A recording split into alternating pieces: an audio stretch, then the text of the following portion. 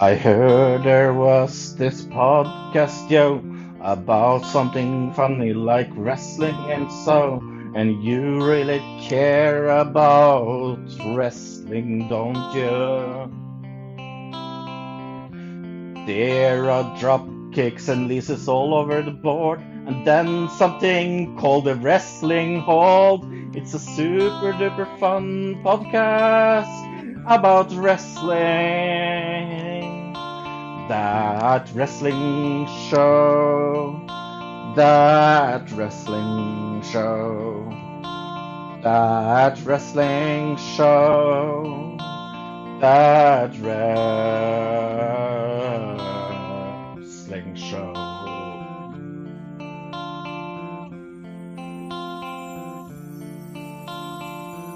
Well, Fro and Bill and maybe a guest or two is here to hold your hand and guide you through a podcast about wrestling. We have a lot of extreme fun, and that without the gun, because I needed something to rhyme fun with. That wrestling show, that wrestling show, that wrestling show, that wrestling show.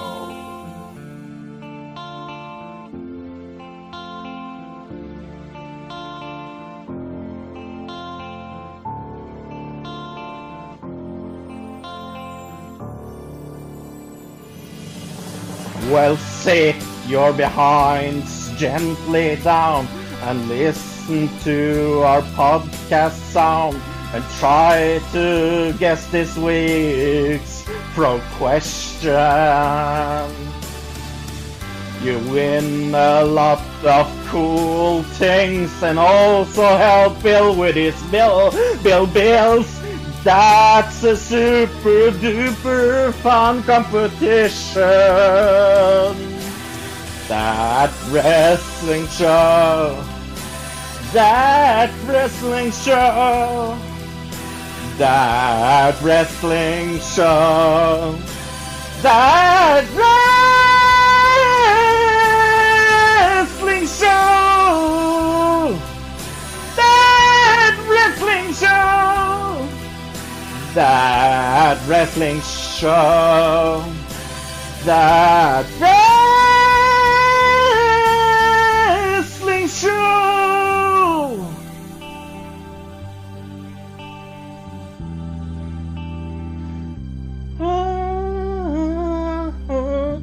That wrestling show.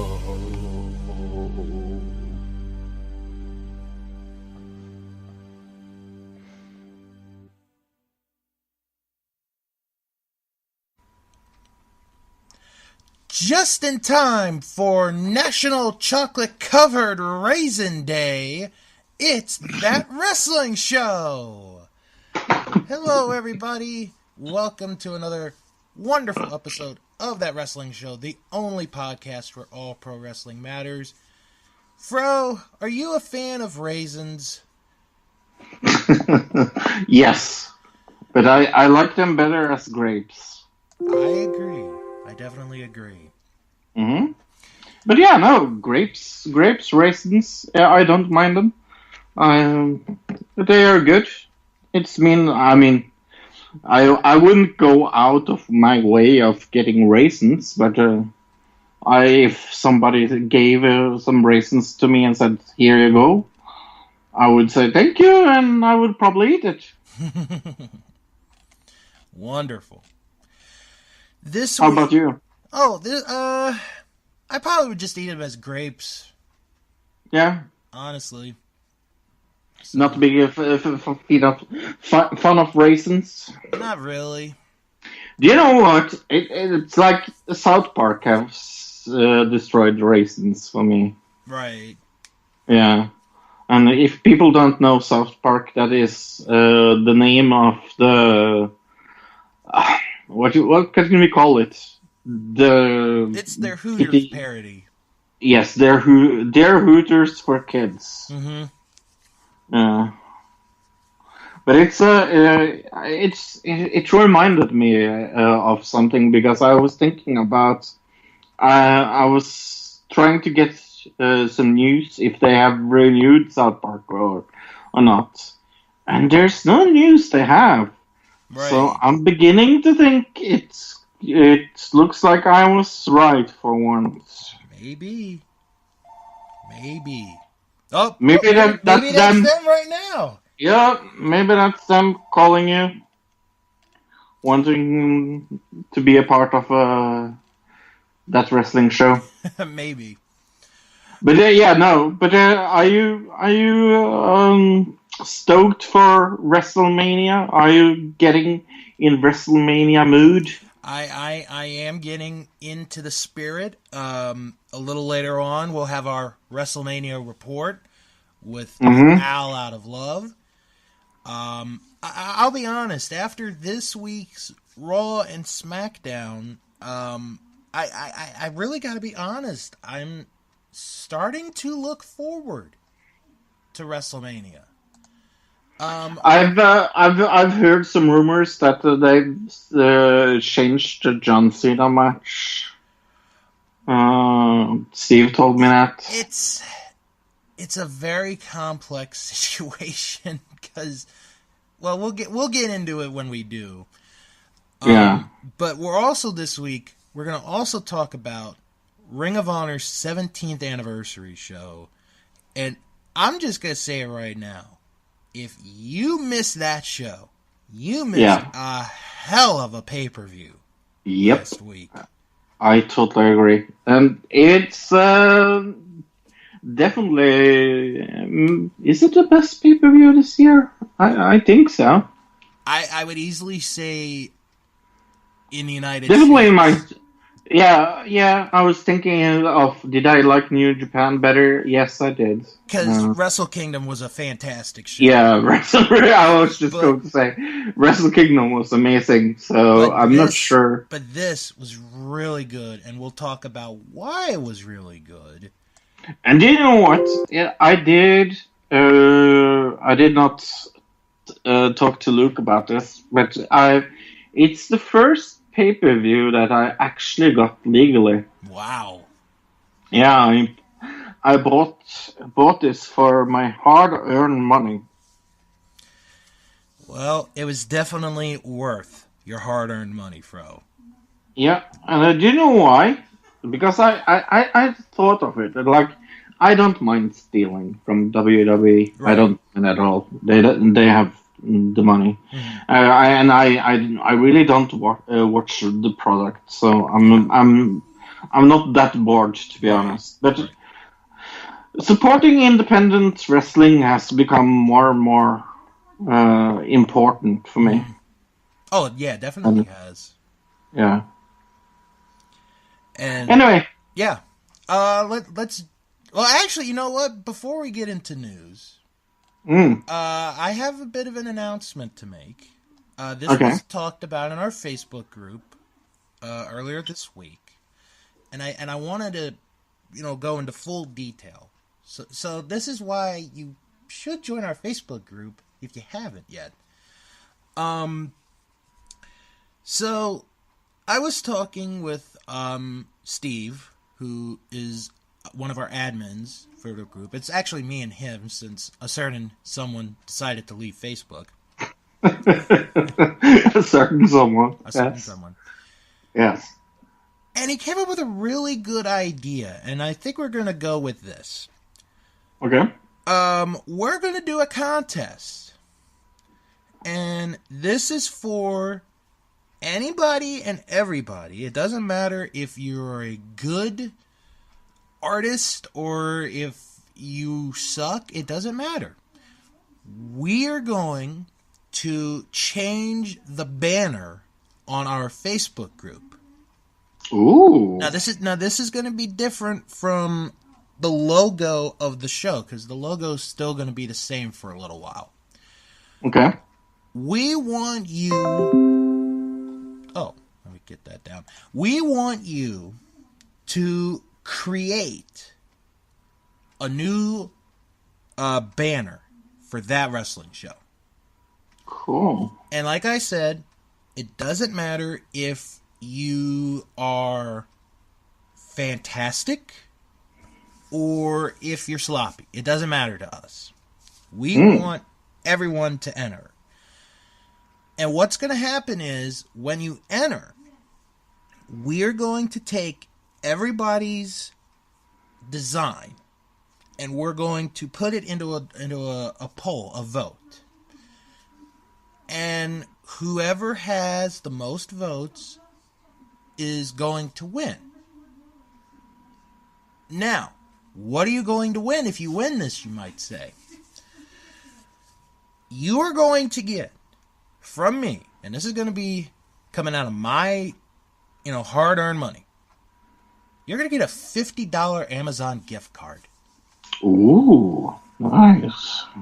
Anybody can enter. I will put more details up in our Facebook group. And if you have someone, maybe you have a friend who's not in the wrestling but does designs, let them know. Let them be a part of this. Let's have some fun with this. Reminds me of that I have promised someone to do something that I haven't done yet. Yes. Mm-hmm. Right. What? I didn't say anything. Oopsie. Oopsie. Oopsie. Yes. All right. Well, let's jump into some news, and I want to start off with AEW, actually, Fro, because they made an interesting signing, and I didn't even know that this person was a free agent. Allie is no longer with Impact Wrestling. Really? She wow. has signed with AEW. Ooh, they have really stolen a good one there. They really have. They're really starting to build up their women's division. That is one of my favorite female wrestlers from Impact, so I'm kind of sad to hear that. And also happy. Mm-hmm. Yeah. I mean, it's a good steal for them. Oh, Ali is amazing. Well, let me bring up their women's division real quick. See who they have right now. Oh, their website is still just selling tickets. Don't go to their website yet, folks. Wow. Probably once they start their shows, then let's see, who do they have? Okay, they have Allie, which we mentioned. Mm-hmm. Britt Baker, Kylie Ray, Nyla Rose, Penelope Ford, and then the women from Japan, Aja Kong and Yuka Sakazaki, are there. Okay. So they're really starting to load up on this women's division. And when is the first show? May 25th. It's getting closer. It is. It's 2 months and 3 days away. Nice. But no, I really like the signing. Oh, yeah. Of Allie on this one. I think they did a really good job. And that's the thing that I want to say real quick. Everyone they're signing is a good sign. They have not made a bad addition. They have not made a bad signing to their roster. And I think that's something real important. Because they could go the way of, we're going to sign former WWE wrestlers. And they're not. And that's, I think, a big thing. And to be honest, I'm not sure what WWE wrestler would benefit by going there. I could think of a few, but it would just depend on who it is, And in what way? And in what way, exactly. I definitely would think that. I do think that, for example, Rick Swann, when he went to to Impact. That's one of the weirdest things. I actually think Impact signing him was a very bad decision, if you ask me, because they have kept his gimmick and they have kept it going, and it's the same thing over and over and over and over and over again. Right. It's a little like sad almost. Well, to also stick with AEW, one of the things here that, with wrestling in particular is always very interesting is when WWE tries to register a trademark. And this week, it is Cody and AEW who are the ones that are trying to register some trademarks. So, let me read you some of them that they have attempted to, or they have filed anyway. So, Cody has filed a trademark for the term Prince of Wrestling.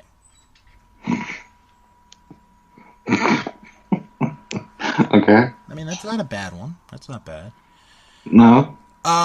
He's also filed trademarks on 3 former WCW pay-per-view events.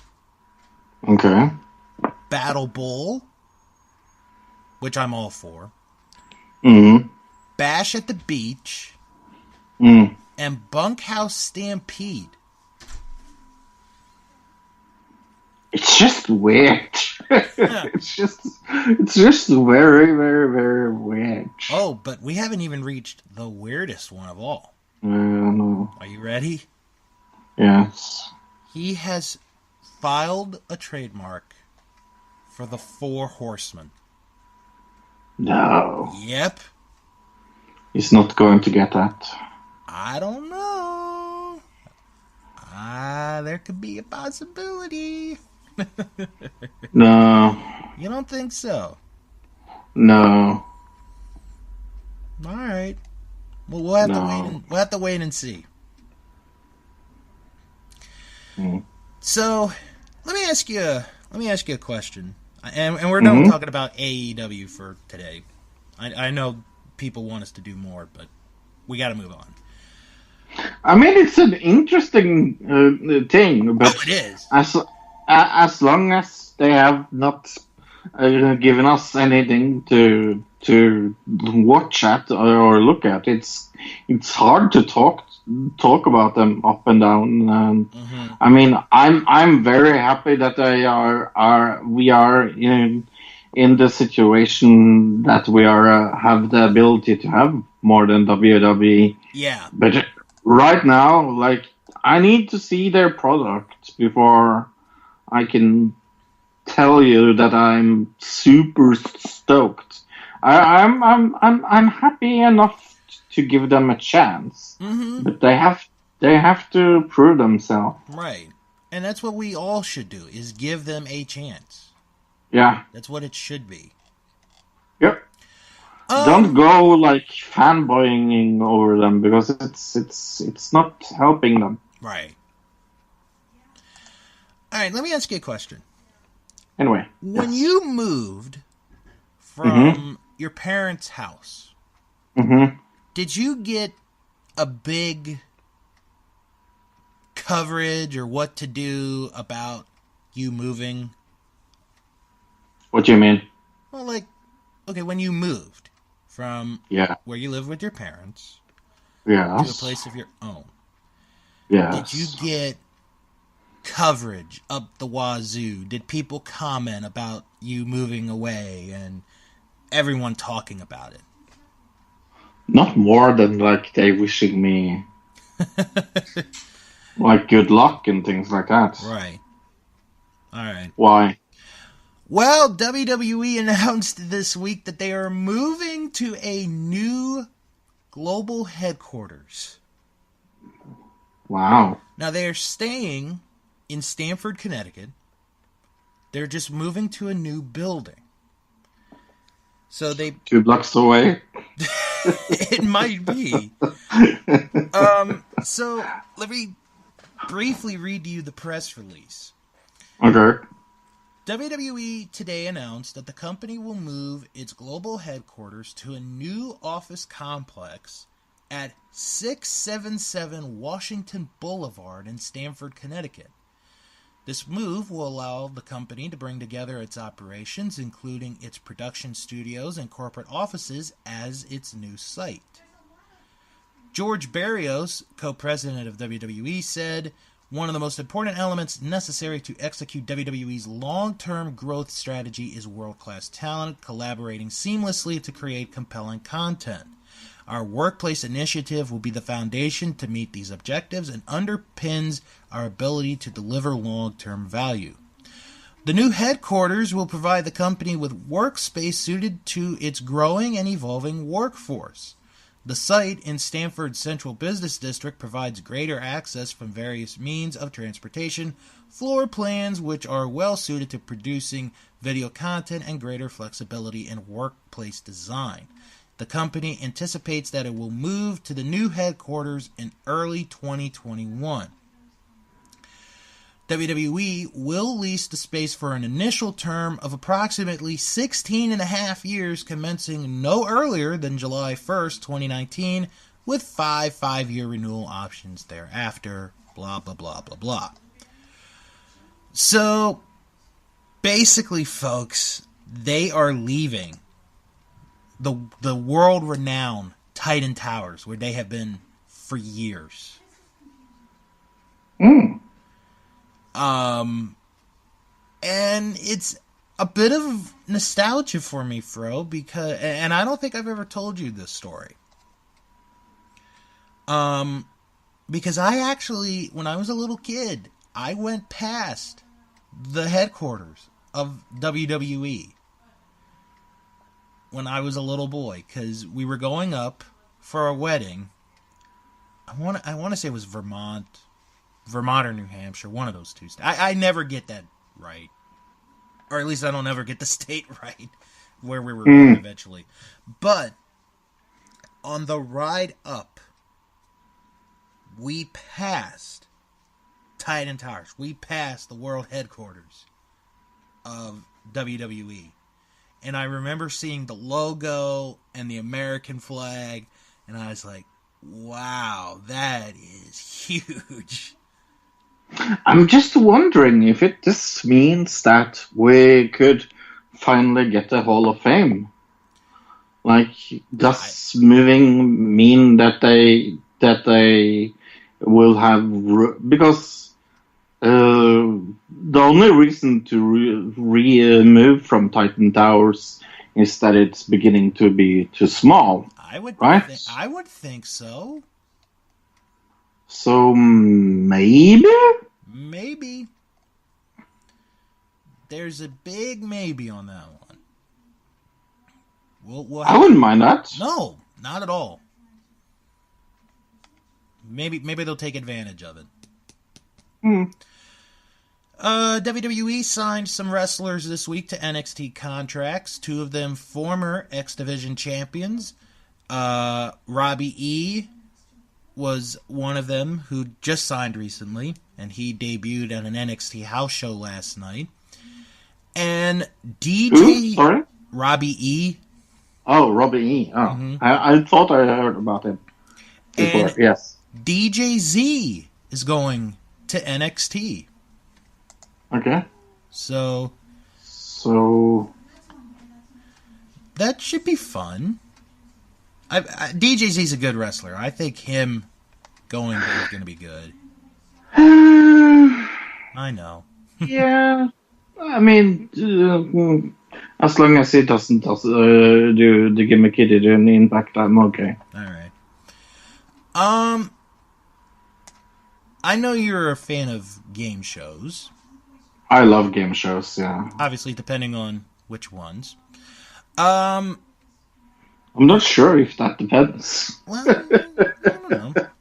But anyway, it was announced that there will be a WWE week on Double Dare. Why not? Yeah, why not? No word on what talent will be on the week of Double Dare. But for those of you who don't know what Double Dare is, and you've been living under a rock, when a Norwegian knows what Double Dare is. exactly. Yes. It's basic. It's a trivia game show, basically for kids. Yeah. Where they do messy objects. They have an obstacle course at the end. You get all messy. It's a lot of fun. And the original episode of where WWE personalities were on Double Dare, and I'd recommend you check it out on YouTube. Love that episode. It's the one between Gorilla Monsoon and Bobby the Brain Heenan. Mm-hmm. It is a classic episode with Mark Summers, probably one of the greatest hosts of all time. And one of my favorite Double Dares of all time as well. And it's so weird. I think I've seen that like 10 times or something. I think the weirdest thing is, here's Mark Summers to go, well, yeah, I'll mention it. Mark Summers, coolest guy probably in the world, is OCD. Yeah.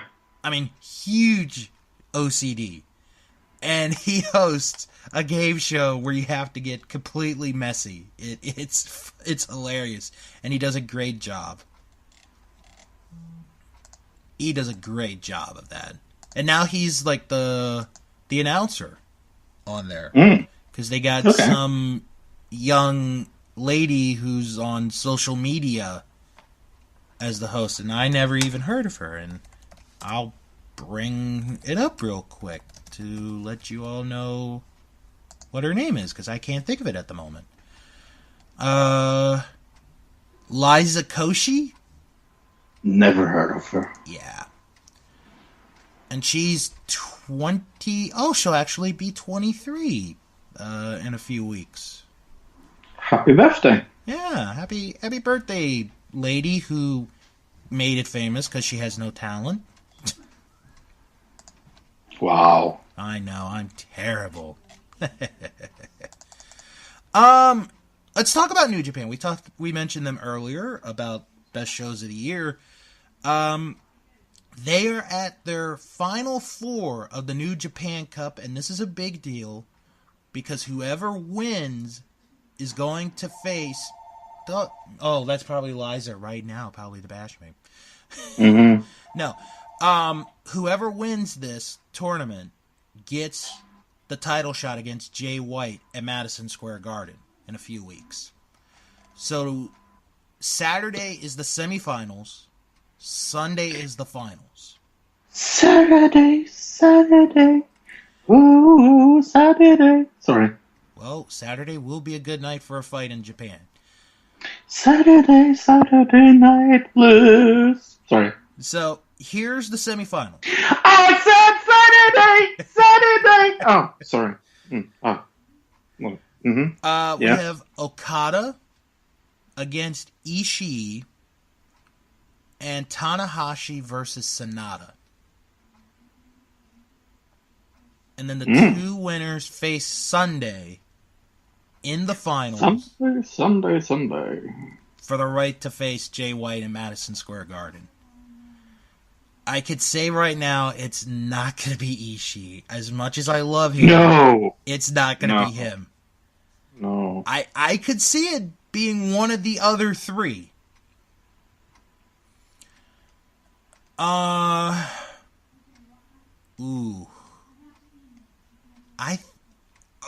don't know who it's going to be. That's what makes it good, because I honestly, when the tournament started, because it was the biggest tournament for the New Japan Cup, because they had 32 people when this tournament began, I thought for sure it was going to be Kota Ibushi, but he got beat in the second round, so...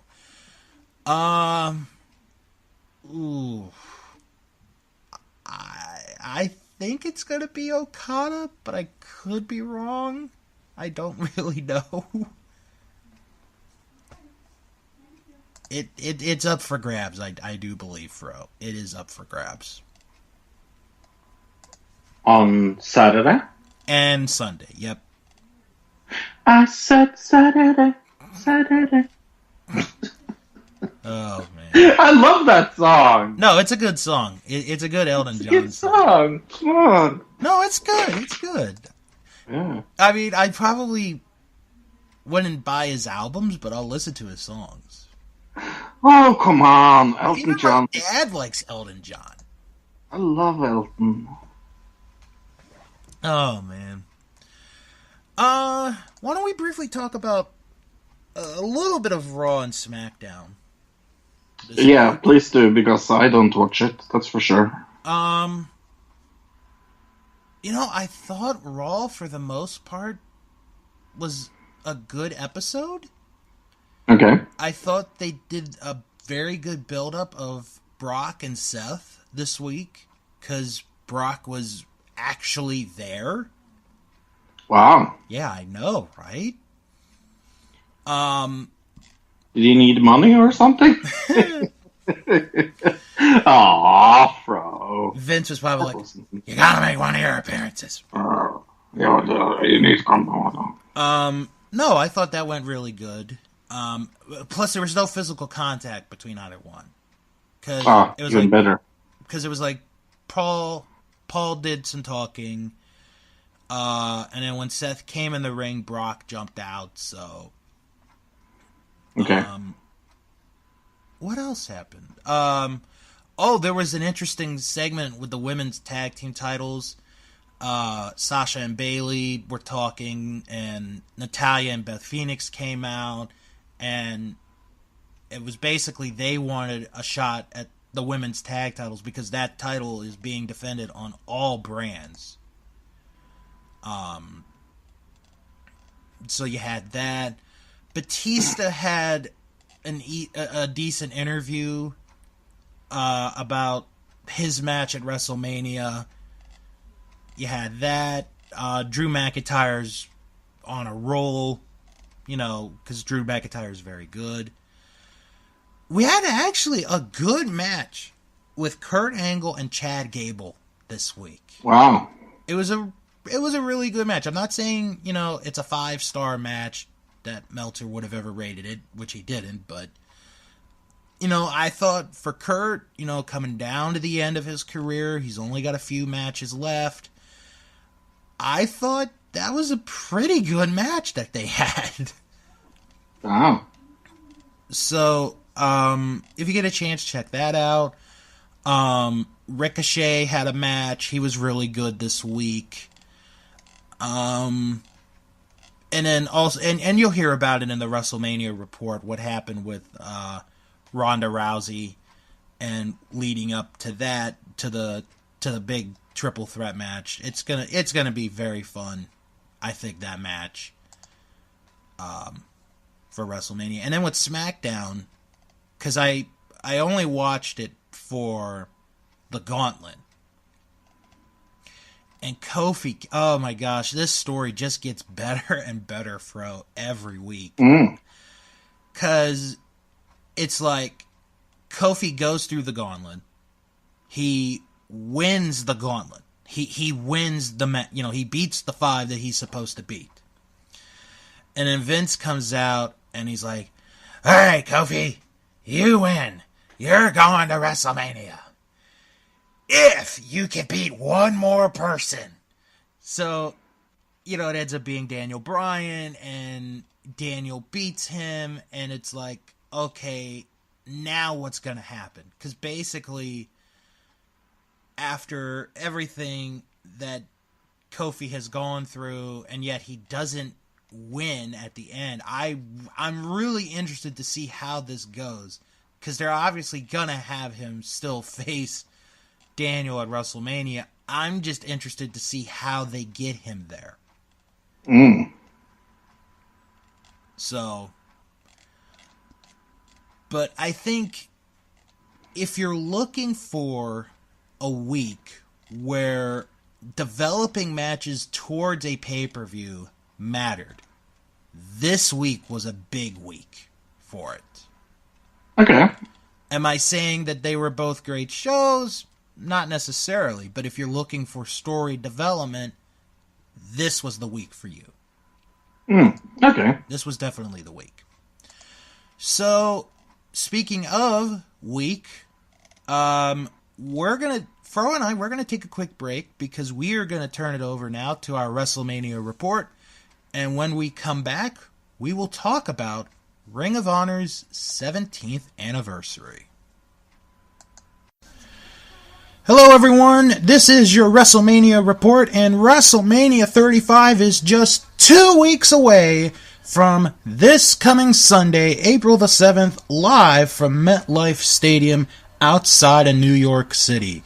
You can see this on the WWE Network if you cannot be in attendance for this event, or you could watch it the old way, the old school way, by watching it on a pay-per-view basis.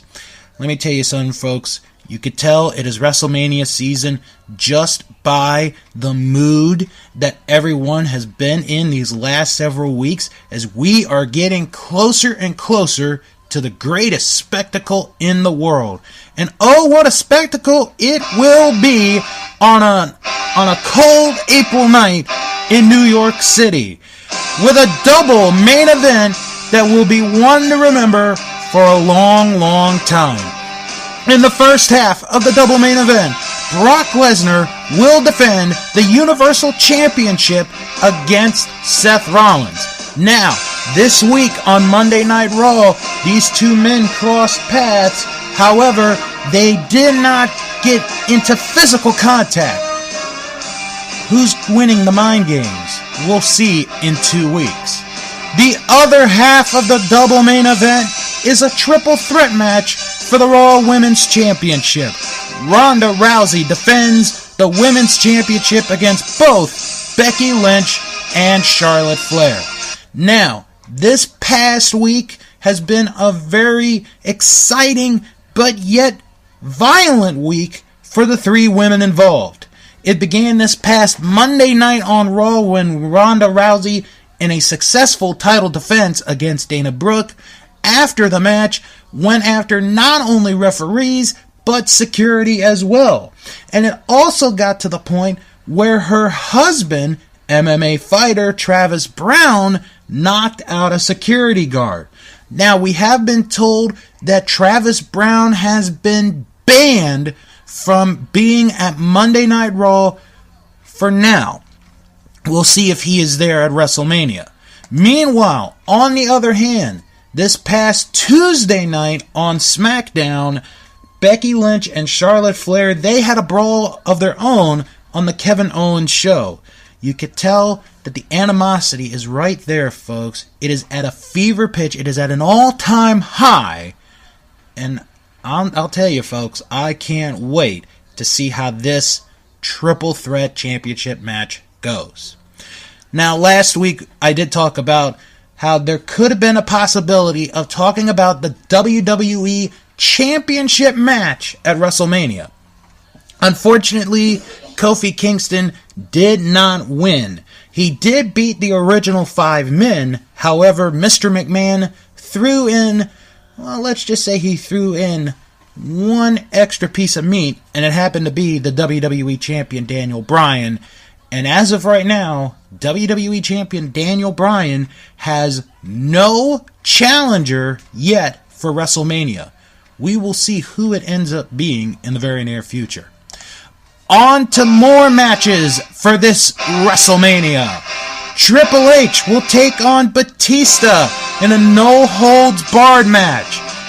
This is Batista's last match, he claims, but he also claims this will be Triple H's last match as well. We'll see if Batista can hold his words in a no-holds-barred match. Speaking of grudges, this one is a huge grudge match. Shane McMahon taking on The Miz. At one point in time, these two men were the SmackDown Tag Team Champions. Now, the former partners have become the most bitter of enemies, and we'll see if this war has a conclusion at WrestleMania 35. New matches announced this week. Two former WWE champions are going to go at it as AJ Styles takes on Randy Orton in what should be a very exciting match. Samoa Joe makes his WrestleMania debut as the United States champion as he will take on Rey Mysterio. Rey Mysterio has never held the United States Championship. Will he be able to finish that goal? And we do know that Rey Mysterio will have his son Dominic in the corner at WrestleMania. Kurt Angle's farewell match has been announced, and it will be against Baron Corbin, the man that Kurt Angle says has taken his livelihood away. He looks to take Baron Corbin away via an ankle lock. Also, the WWE Cruiserweight Championship will be on the line as Buddy Murphy defends the championship against Tony Nese, who won this shot by winning an 8-man single elimination tournament. Now, one other new match that we do want to talk about, or I do want to talk about here this week, is the 6th annual Andre the Giant Memorial Battle Royal. Now, this is the kind of match, and this is the kind of an event where the winner can either elevate his career to the next level or cement his legacy in the business. Think about some of the previous winners that we have had of the Andre the Giant Memorial Battle Royal. Men like Cesaro, Baron Corbin, and Mojo Rawley have each taken that victory to new heights and to new levels. Meanwhile, men such as The Big Show and last year's winner of the Andre the Giant Battle Royal, Matt Hardy, have used it to cement their legacy in wrestling. This week on Monday Night Raw, Braun Strowman announced that he would be entering the Andre the Giant Memorial Battle Royal. Now, I can tell you right off the bat that Braun Strowman is the heavy favorite going into this Battle Royal at WrestleMania 35. However, we don't know at this point in time who some of the other participants are going to be. And it could be anybody. It could be wrestlers that are currently on Raw or SmackDown. It could be wrestlers that are on the NXT roster. It could be wrestlers that are on the NXT UK roster. It could be legends. It could be Hall of Famers. It could be anybody that participates in the Andre the Giant Memorial Battle Royal. Now, speaking of Braun Strowman, he did have some choice words about Colin Jost and Michael Shea, the special guest correspondents for this year's WrestleMania. And it got very interesting because this week, the host of WrestleMania 35, Alexa Bliss, asked Braun to make a truce between the two men. We'll see if that holds up. Also announced this week for WrestleMania 35, Elias will be the special musical performance. He will perform at WrestleMania 35. I mean, you know, we've had Rhythm and Blues with Honka Honka Honka Honky Love. You know, Honky Tonk Man's going into the Hall of Fame this year. Plus, we've had many memorable performances such as Run DMC, Kid Rock, Flo Rida, just to name a few, that have graced and entertained the fans at WrestleMania. Folks, we are only 2 weeks away from the biggest show of the year, WrestleMania 35. If you don't feel the butterflies in your stomach right now, if you don't have the goosebumps on your arms right now, then folks, there is something wrong with you, and I think you need to go see a doctor. This is a once-a-year happening. WrestleMania 35 comes to you Sunday evening, April the 7th, from MetLife Stadium, exclusively on the WWE Network. With your WrestleMania report, I'm Al Out of Love. Well, we're going to Ring of Honor now, Fro, because Al this week made his WrestleMania report shorter. So we're going to talk about Ring of Honor's 17th anniversary show that took place this past Friday night. And before we even get into it, I think it's safe to say that if you have not seen this show, you really should. I need to say something about Cheeseburger. All right. He wasn't on the show, but sadly. But to have such a silly name, he's such an awesome wrestler. Mm-hmm. I actually remember watching the episode where he got his name. Cheeseburger? Yeah. Because Charlie Haas was in Ring of Honor, and he's making fun of people, and at the time, Cheeseburger was a student, and, he's working as a security, and he's like, look at this kid! He should be eating a cheeseburger! And that's how he got the name, was from that promo. Yeah. So. And when... Wasn't he in a tag team with Liger? Yeah. What were they called again? Oh, God, what was their name? I don't even remember. Odd Couple? No, because Liger actually likes cheeseburger. Yeah.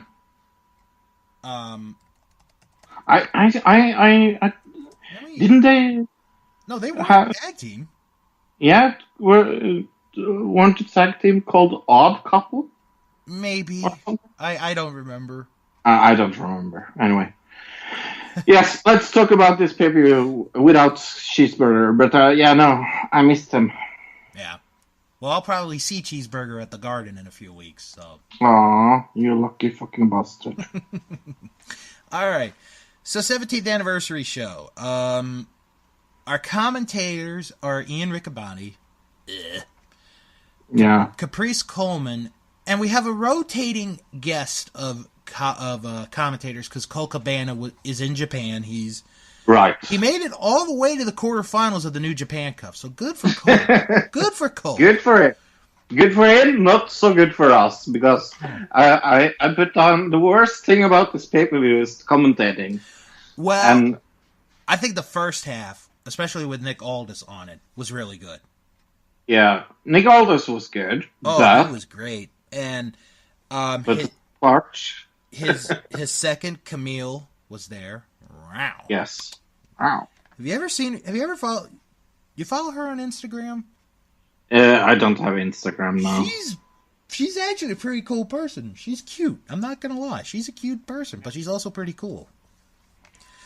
All right. So Las Vegas, Nevada is where we are for this event.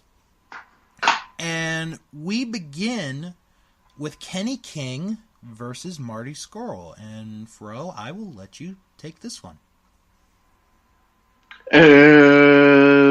What do you want me to say? It's a very, very, very good match.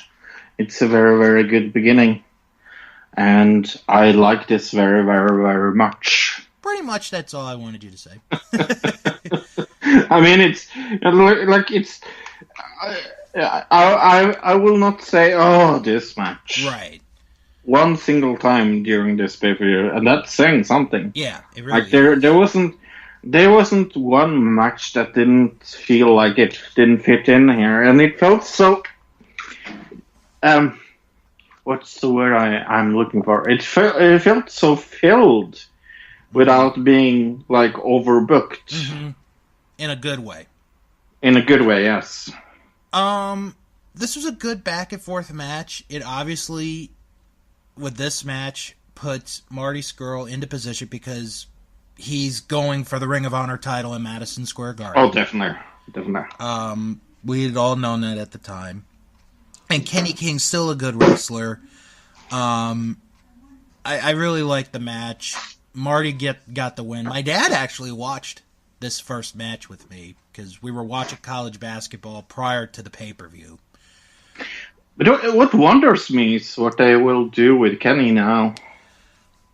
Well, I would definitely think he'll be in the Honor Rumble that they're going to have at Madison Square Garden. I mean, you can't leave him off. There's going to be some people when this show goes down in 2 weeks that is like, well, they're not going to have a match, but they're going to have to be on the show one way or another. Yeah. I gave this a B-. I gave this a B. Okay, we're not too far off. Yeah. Of course, the only one that we're doing ratings for is Meltzer, because CBS and ESPN doesn't really care about Ring of Honor. Shame on you guys. Meltzer gave this 2.5 stars. And I mean that. Like, shame on them. Yeah. If you're going to cover WWE, you might as well cover the others, you know? Anyway, Next match, the first of our 4 title matches. Jeff Cobb defending the TV title against Shane Taylor. I'll take this one. My God, this was a lot better than I thought this match was going to be. Do you know what? I was just thinking that when I saw this on paper, I thought, okay, this is going to be the worst match of the night. No. Yeah. It wasn't. It wasn't by far. Because I've seen Jeff Cobb wrestle many times, and he is Me too. a fantastic wrestler. I mean, Right. He's got the natural strength. He's got the amateur background. My concern going into it was Shane Taylor. He surprised me in a very, very positive way. Oh my God, yes. This was his best match, hands down. I don't think I remember seeing him before. Have I? I mean, he's been on Ring of Honor. He's been on some pay-per-views in the past. But I think the biggest thing with him is the fact that he's dropped so much weight. When he first started, he was close to the 400-pound mark. Whoa. Yeah. And he's down to 310, 315, I think the announcer said at the pay-per-view. So he's dropped 80 pounds since being there. In how long? About 2 years. Wow. That's amazing. And it definitely shows. And when you're given an opportunity and you take it, like Shane Taylor did, it shows. Yeah. And this... No, go ahead. No, I was just going to say, if you remember, what was that fucking jerk's name that was on in the WWE trying to be a wrestler with Patrick that wrestled alligators? The Gator Boy? The Gator guy? Yes. Oh, yes. I liked him. Well, maybe that's because I'm a bit of a redneck. Anyway. Yeah, but what was his name? I know what you're talking about. I can't think of his name right now. Seek? Yeah, that's it. Yeah, okay. Anyway, he was so out of shape. Mm-hmm. Like, he was so out of shape for doing that job. And, you don't see that in him. You see that he has actually done some good work. Mm-hmm. And I think this is the match where Shane Taylor won me over. Okay. Because for a long time, I was not a fan of his. Like, if Shane Taylor came on, I was like, oh, great, he's on. And I just gotta sit through this. Here, he puts on, to me, his best match that I have seen. And it's good. Well, definitely that's the best match I've seen, because I really don't remember him. Jeff Cobb wins with the Tour of the Islands. He hits it twice on Shane Taylor. Yeah. I gave this an A-. Do you know what? I gave this a B+. Okay. Again, we're not that far off. Nope. Meltzer gave this 4 stars. That's a good grade. I'd agree with that. Then we have the women's title match. Kelly Klein. This is the rematch for Kelly Klein. She faces the champion, Mayu Iwatani. Holy shit, this was good. The best woman match? Do you think? I don't know. I was a little disappointed in this one. Really? Mm-hmm. Because of the result or what? Not the result, but just how the pace of the match went. And the crowd really was not into this match. No. The crowd was definitely dead. And I feel bad because Klein is a good wrestler. Right. Iwatani I have not seen, but I think if we give her time, she will be over. I really liked her strongholds. Mm-hmm. That's something I admire. Yeah. Iwatani retains the title. Yeah, by no surprise. Yeah. And I feel bad because I like Kelly Klein. Again, Yeah, me too. she's one that I also think is cute. Plus, I learned not too long ago she's a preschool teacher, so I have to like her even more because she works in the education field. Oh, you know what, real quick, before we give our grade for the match, I know you haven't heard this story. This pisses me off as someone who works in the education field. These two teachers in Missouri, this is around the St. Louis area, they have been put on administrative leave with pay. Because, are you ready for this? And this, like I said, this pisses me off. They were putting kids, this is preschool age, so think of 4 or 5-year-olds. Okay. If a kid got in trouble, they would put them in a closet for 5 to 10 minutes with their clothes off. With their clothes off? Off. Naked? Naked. Wow. I mean, that just pissed me off. How are they not fired? How are they not in jail? Yes. Very good question. I mean, I think that's really low. That is admiredly low. Because, I mean, I don't know, because it's like, you hear the stories about how, teacher had a relationship with students, or, you know, a student or a teacher beat up a kid. Well, you know, if a student beat up a kid, it depends on the situation, you know? Mm. But... Do you know what? I have something to tell you, since we're talking about this. Welcome to us talking about teachers. This is our non-wrestling talk portion of the show here. Yes. Do you know of Louis Theroux? Sounds familiar. Okay, he's a documentary filmmaker. Mm-hmm. And he made a documentary about pedophiles and trying to get them into back to the society, and what do you call it? The law where you have to register as a sex offender. I don't know the official name of the law, but yeah, that's... it's a girl's name. I just didn't remember. I can't. No, but anyway, and he was 2 places. He was at a facility that helped people that had sex offender crime to get back to society, and he also visited a lady that had an affair with her student. And I was thinking to myself, if that lady was a man and did the same thing, she would be stoned, cold dead.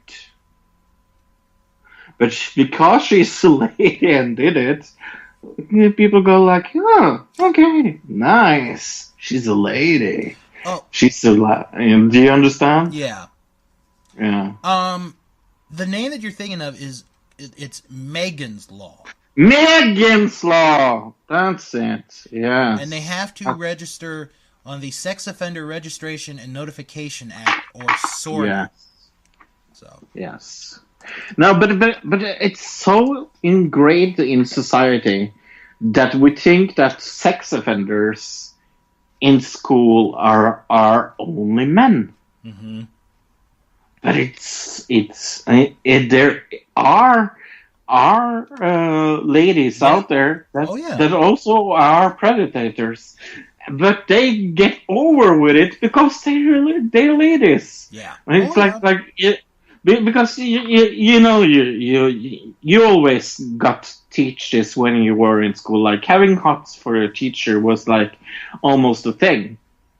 Like, I remember I had the hots for my teacher. Oh yeah, I don't think any student growing up never had the hots for a teacher.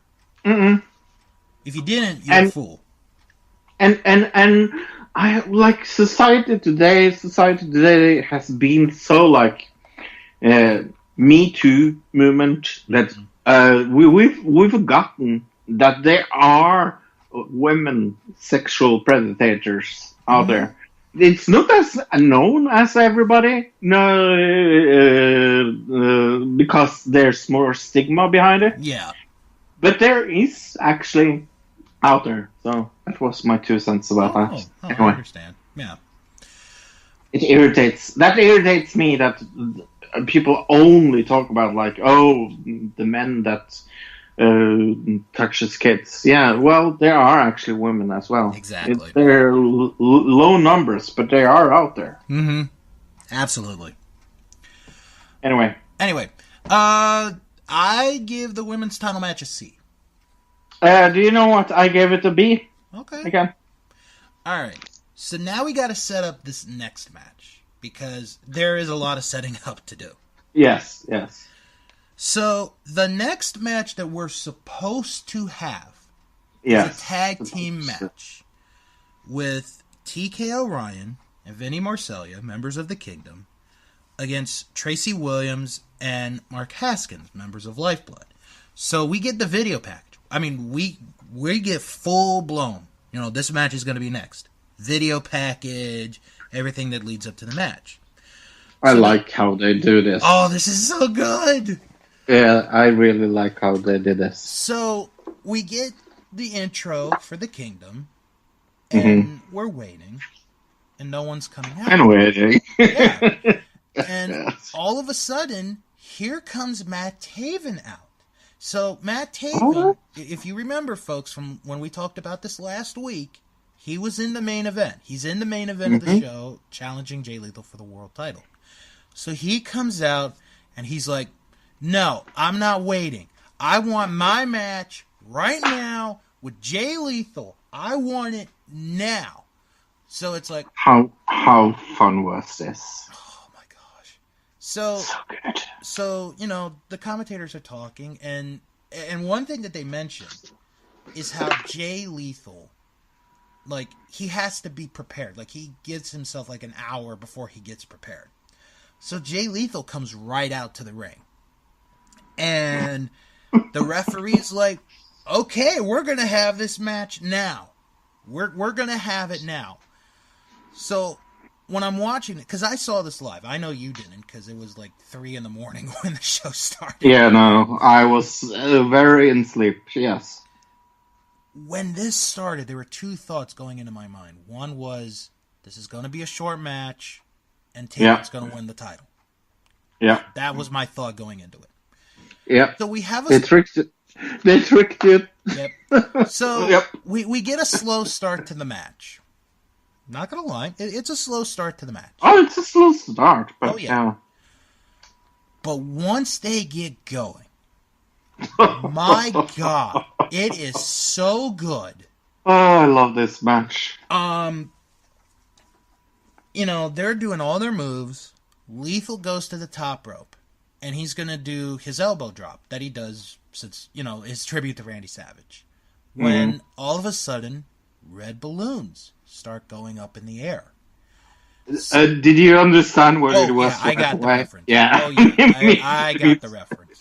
I have yet to see it, but I got the reference to it. Okay, good. Okay. So, Marseglia and O'Ryan come out, and they attack Jay Lethal, so the referee's distracted by this. So here comes Jonathan Gresham. Now I want you to remember this. Jonathan Gresham is supposed to have a match later in the show. So Gresham comes out to try to help, and he gets beat up for his troubles. And they go after his knee, and they injure his knee. So they have a table set up outside. And they're going to put Lethal through the table. Well, here comes Williams and Haskins. They come out. And they're brawling with O'Ryan and Marseglia. And this goes all the way to the back. So they're now gone. It's back to Taven and Lethal. And for the next 30 minutes, these guys put their bodies on the line. I mean, they do dives, they go through tables, they're doing everything, and they're just. I wrote down here like this is one of the most surprising matches I have ever seen in my entire life. Mm-hmm. Like I did not think they would do this. I thought this was going to go like ultra short, like you said. Yeah. I thought this would go like 2 seconds and he loses his match and Right. and we go on. Yeah. But this is so good. Oh, it's so good. And then, I mean, they're trading finishing moves. They're putting each other in submission moves. They can't put each other away. Lethal attempts an elbow drop on Taven, and Taven moves, and Lethal hits the ladder with his elbow. And it looks so fucking painful. Oh, it did. And then it looks so good. And then Taven does a dive over the top rope onto Lethal and the people that are helping carry Lethal. And it's so good. And then Lethal, he hits his finishing move, the Lethal injection, can only get a 2 count. And as he gets up, the bell rings. We go the 60-minute time limit. Yep. In a day and age. Yep. and I think we got to explain this to everyone. Yep. In a day and age in wrestling where your main match is going to go 20 plus minutes, unless it's a Brock Lesnar match, which in this case would go 10. No match is supposed to go 60 minutes unless we're told it's a 60-minute match, like unless it's an Iron Man match. Ring of Honor had the balls to pull off a 60-minute match on live pay-per-view. Yep. With the risk of losing their fans, not only watching the show, but that are live in the building. They took a chance that no other promotion would take today. No. With maybe the exception of New Japan. That's maybe. the exception. Maybe. And they pull off a hell of a match. It is an A+++ for me. I loved the match. Right now, it's my match of the year. Oh, definitely. I gave this an A+++++ as well. I love and it. I just wrote down, how was this not 5 minutes? Like, it felt so short. Exactly. That's the other thing. It felt so fast. That's the other thing. And this is another thing I want to give props to Ring of Honor for. Because there are times, and this is all, well, not WWE. WWE's going to get a pass on this one. But with other promotions, there are times where it's like, if you have a set time limit, and it's like, 5 minutes remain in the match, or 3 minutes remain in the match. They never did it. They never not did once, it. Not one single time did they mention the time. Because I was thinking, watching it at least once, my thought was, these guys must have been going at least 45 minutes, you know? But they go the full 60, and it doesn't feel 60. Meltzer gives this match 4 stars. Probably because it's not in Japan. If it was in Japan, it would be a 5-star match. That's funny. All right. So after that, and we should mention this, they do plug the Madison Square Garden show, which you can see on pay-per-view now. Yeah, which is I'm very happy. I'm happy about that. Along with New Japan streaming service and Ring of Honor streaming service. I'm hoping to see you there. I will be there. I'm hoping to see me there. I'll be there. So anyway, we get a musical performance. This was scheduled to happen. So we get a musical performance, because this honestly never happens at Ring of Honor. It really doesn't. What a weird thing to happen. But this ends up being good. Yes. So we get a guy by the name of Mega Ran, and I actually have a couple of his albums here. So good. I have a couple of his albums near me. I haven't heard them yet. This is so awful. So he performs an original song called Going to the Garden. Oh, does he? Perform it? That's true. And then here comes the hero of the day, the hero oh my God. we didn't know we needed, Bully and definitely, Ray. And didn't ask for. That's for fucking sure. Exactly. We didn't know we needed him. We didn't know we wanted him. But my God, we got him.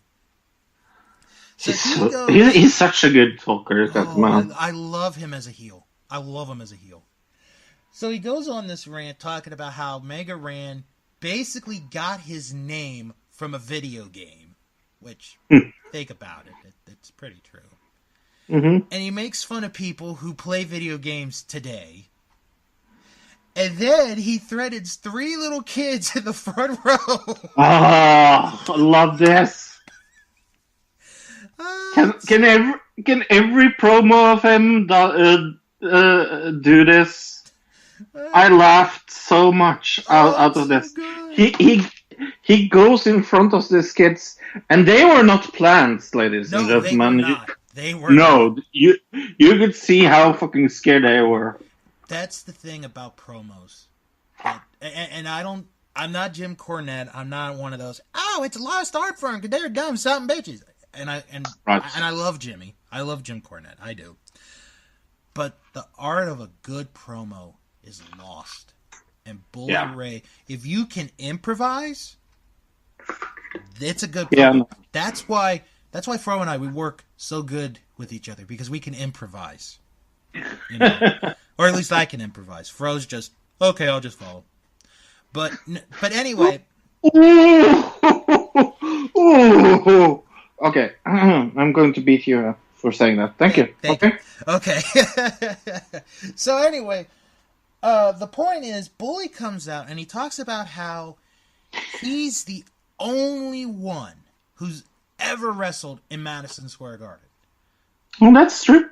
Well, actually, it's not. There's one other that has wrestled in Madison Square Garden.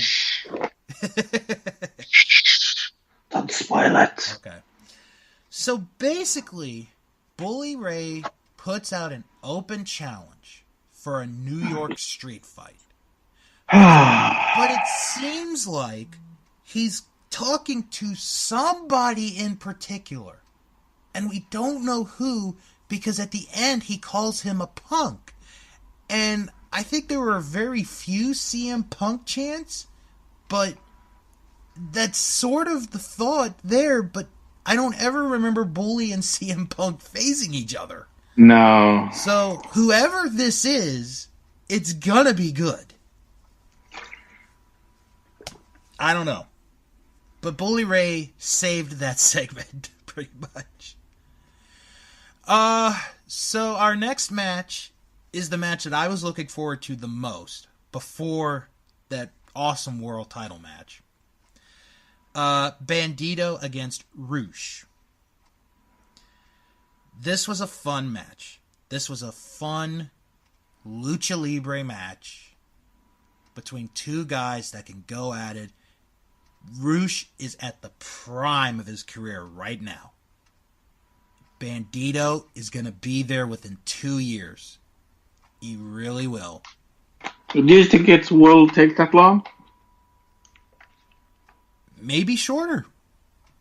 I really liked him. Oh, God, yeah. Bandito is really good. He's going to be a big name. Like, when we get into this next decade, which is not that far away, no, he's going to be a big name. He's going to be a huge name. And ROH is on the top of his game right now. Right now as we speak. So, we get a good match. Oh, that's probably Bully Ray congratulating us. Mm-hmm. ROH gets the win with the drop kick into the corner. And then after the match, Dalton Castle, who's on commentary, and he's not on the show, but he's on commentary, he challenges Roosh to a match for Madison Square Garden. So it's like, okay, we got something here. This could be a pretty good match. I gave this an A-.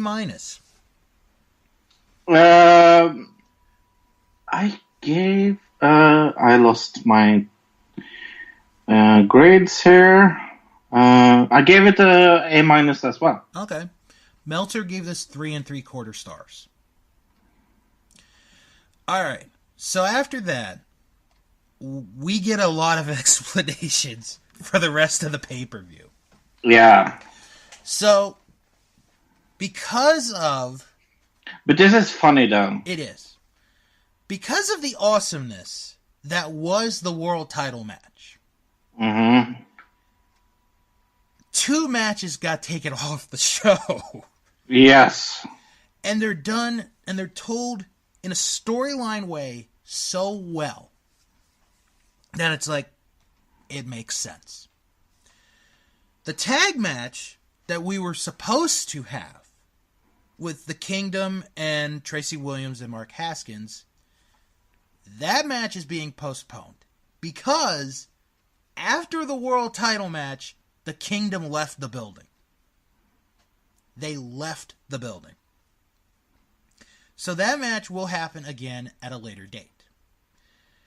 The other match that was supposed to happen, Jonathan Gresham and Silas Young, that match is postponed for a later date because Silas checks on Gresham and Silas Young kicks Gresham in the bad leg. So because of that, that match is now not happening. And, oh, here comes Silas Young. He's going to join commentary for our final match.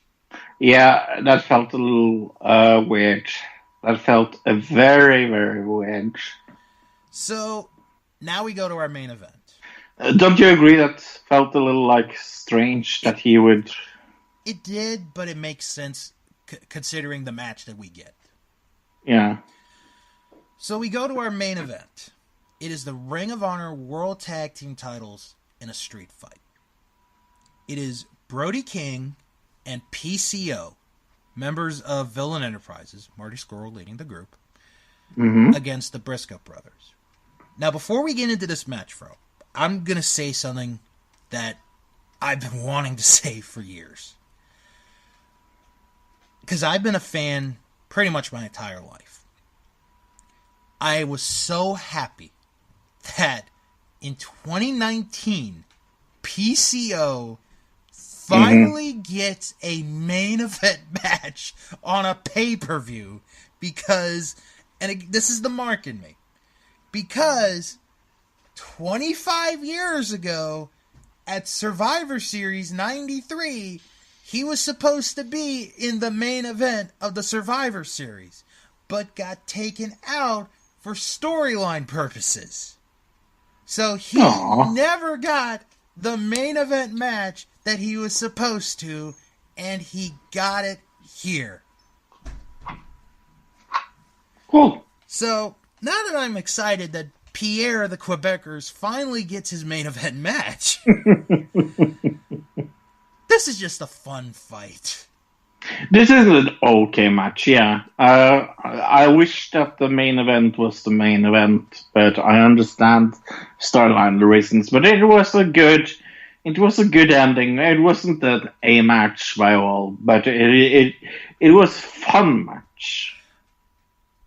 What was really cool about it, and it actually had me scared for a few minutes, Fro, was how the announcers were saying that, again, because of the world title match, that we're going into a little bit of overtime, and the set Ring of Honor had to contact the satellite providers and be like, we got to keep going until this show's over. So my first thought was, oh no, please don't pull away. Please don't pull away from this pay-per-view. We're almost done. But they didn't. Thankfully, they did not do that. A lot of chair shots, kendo sticks, tables. PCO is insane at 50 years old. How is that man 50 years old? He doesn't look 50 at all. How old does he look? In his early 40s, I think. Let me check how old he is. But do you think he's in his 50s, really? I thought I heard he is 50. Okay. I thought. He looks like he's 41, 42. He's 51. Okay. And he is missing an eye. Like, yes. His left eye was taken. I don't remember how he lost the eye, but he has like a fake eye in there. But right. But I love the nickname that he has. He's the French Frankenstein. I love that nickname. It's a good one. It is. And Brody King and PCO, they put away the Briscoes, and they are the new tag team champions. I was very surprised about that. Yeah, me too. I gave this an A- just for the fun factor. Oh, I gave this a B+. All right. Meltzer gave this 4 stars. All in all, this was one of the most fun pay-per-views I've watched in a long time. So good. And even when your lowest match, or at least mine, is a C, it's still a good pay-per-view to watch. Yep. Now, normally on this show, we don't do spoilers, if ever. But I think we have to for this situation because of what's going to happen in 2 weeks in New York. Okay. So they did TV tapings the next day. Should I make some spoiler alert? Spoiler alert. Yeah, go right ahead. Spoiler alert. Spoiler alert sounds. We have a title change. The 6-man tag team titles change hands. Ah.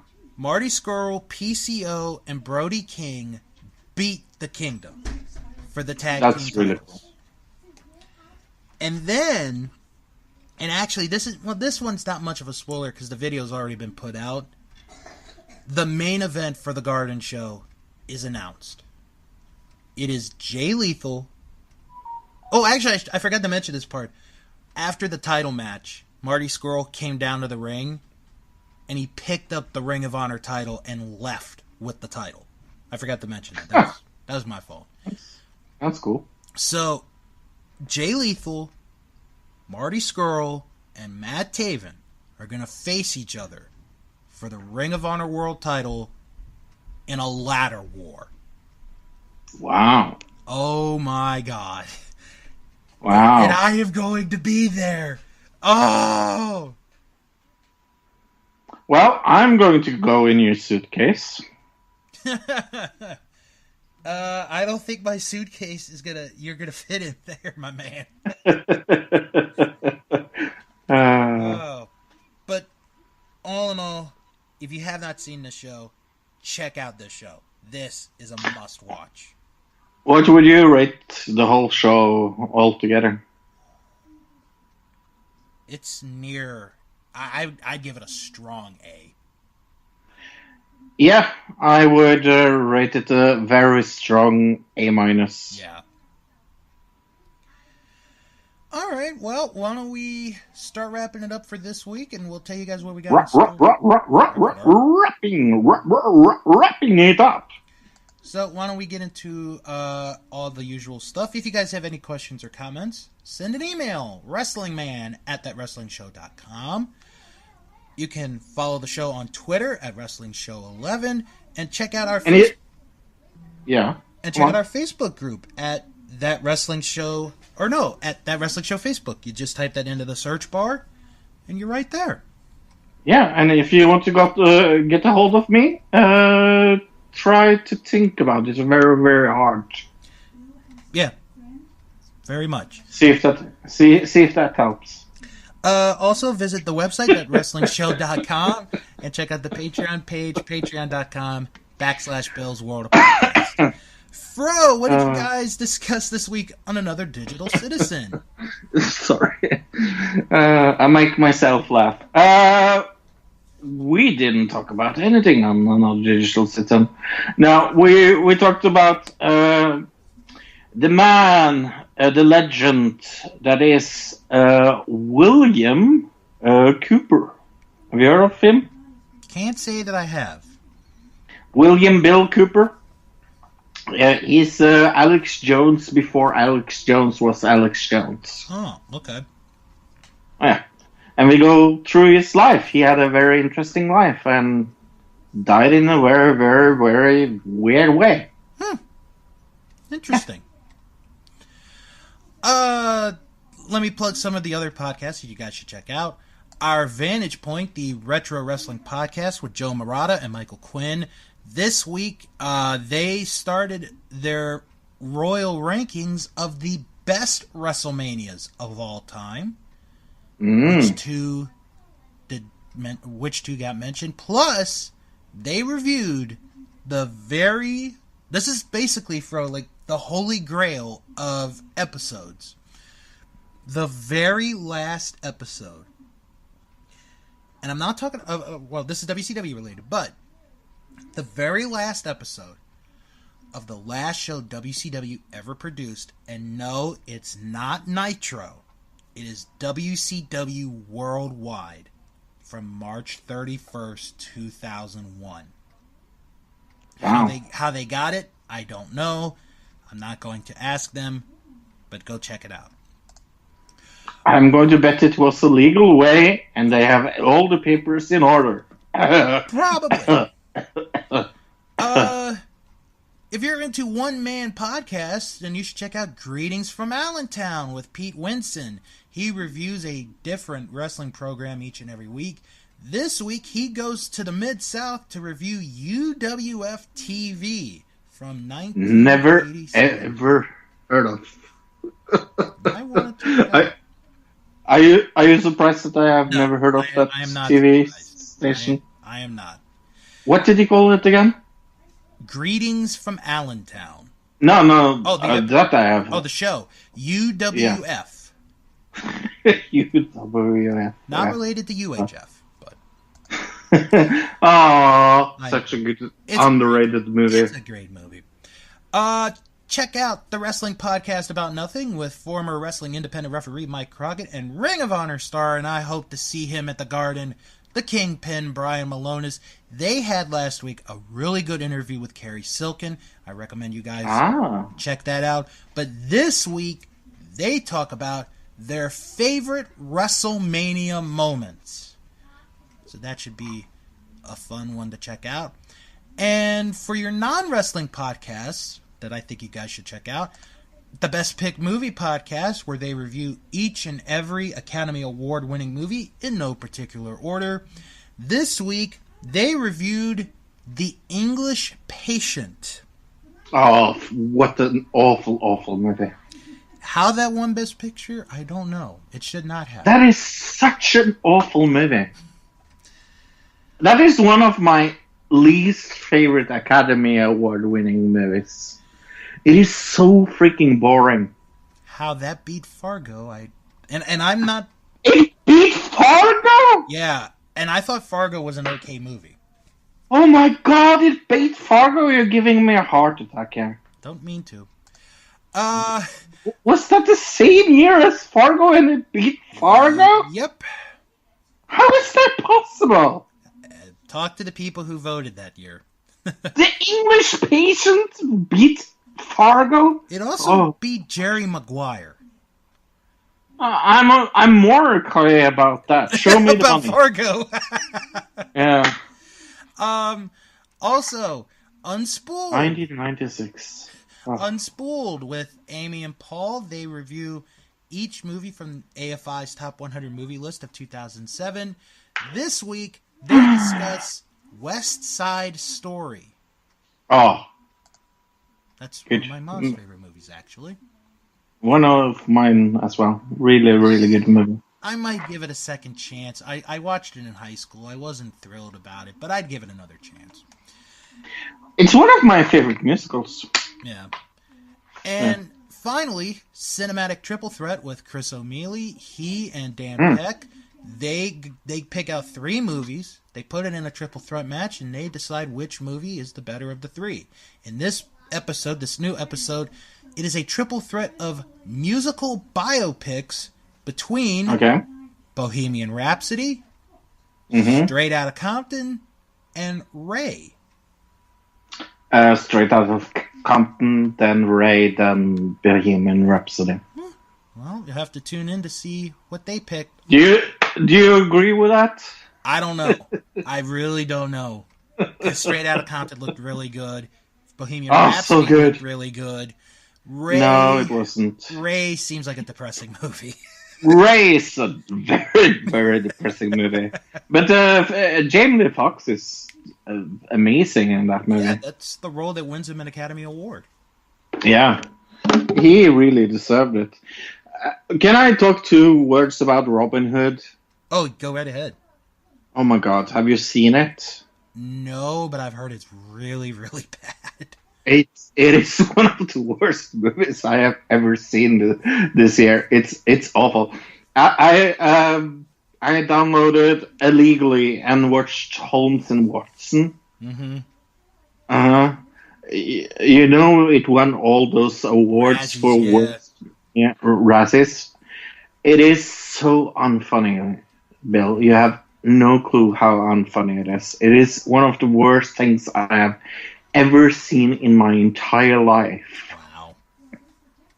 That's sad. It beats Pixels down in its boots for being shit. Wow. I would rather watch the Emoji movie. Oh god, that's saying something. Holmes and Watson. Alright. So let me tell you guys what we got in store for the next few weeks. Next week is our annual Hall of Fame preview show. Yeah. So Fro and I, we're going to go through the class of 2019. We're going to talk about if we think they should be in it, if they shouldn't be in it, and ultimately we'll give a grade for the class of 2019. So that's next week. Spoilers, it's very low. Yeah, it's not going to be a good grade. No. Then in 2 weeks, it's the big one, the big WrestleMania preview show where we're going to preview everything. TakeOver, Ring of Honor New Japan, WrestleMania. Yes. We're going to preview all of it in 2 weeks. Then the following week, we're going to review everything. I know. It's going to be a long show, but it's going to be worth it. And then, now, Fro, I actually I was going to do this with you off air, but I think we should do it now. Are you okay, for one time only, doing a Saturday show?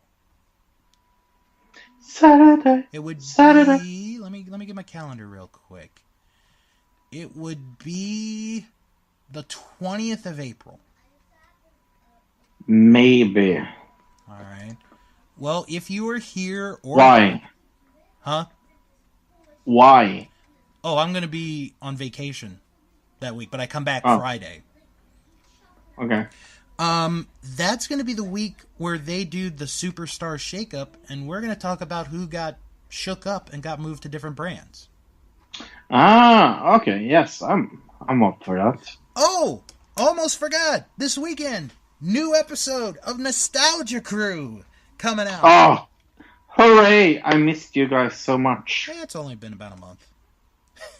Only. Yeah. All right. Nostalgia Crew is one of my favorite podcasts with Bill, and that includes the one I'm on. So, well, go in and listen to that. Yes. Nostalgia Crew is really, really good. Yep. So, everyone, have a good, safe weekend. Have fun doing whatever it is you are doing. And come back next week for another episode of That Wrestling Show, the only podcast where all pro wrestling matters. And as always, Ah, yeah, yeah. Good Tarzan. Wrestle on.